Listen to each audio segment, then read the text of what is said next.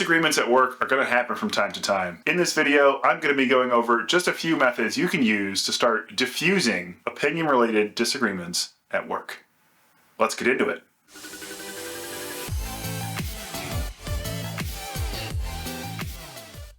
I'm sure you've had a situation at work where you've had a disagreement with a coworker or have witnessed disagreements between coworkers where things get a bit heated and it gets quite personal. You can check out my other video that I just went over a few days ago about removing your opinion from your identity, and this is kind of a corollary video to that. This is what happens when your coworkers don't do that. So here's some methods you can use to start getting people to open their eyes, stop taking things so personally, and get to the core of the problem. It really comes down to a mindset shift that you need to instill in your coworker.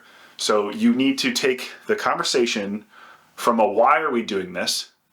So you have a certain requirement you need to meet, a certain thing that needs to get done.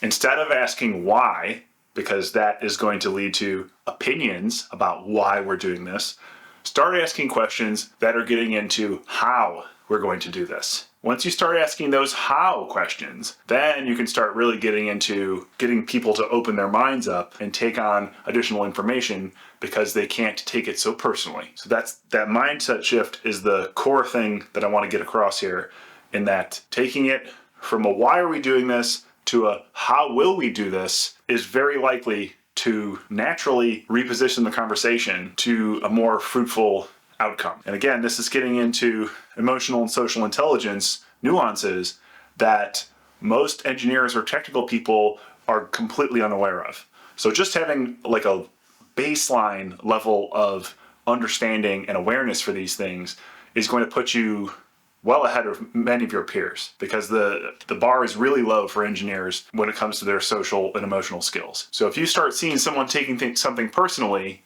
even if you are sticking to your guns because you know you're right, if you start asking how questions, you might be able to instill a little bit of self-reflection in that person, and they might take on something that they would have been completely unwilling to if you were attacking their opinion directly. That's why this is so important. This is going to happen. Disagreements are healthy in organizations, because if you can't challenge the status quo, then you're just going to keep doing the stuff you always do. Like the company will never grow. This is one of the reasons why diversity is being pushed so much, because you want to have diverse ideas. And if everyone is closed-minded and unwilling to take on these diverse ideas, the diversity isn't going to matter. So you need to have the emotional and social skills to be able to bring things up while also being aware of particular coworkers and the eccentricities and personalities involved, and know how to bring things up in a way that you can get more done, become a more social engineer, and really reach your full potential in the office. Or you could keep doing what you were doing.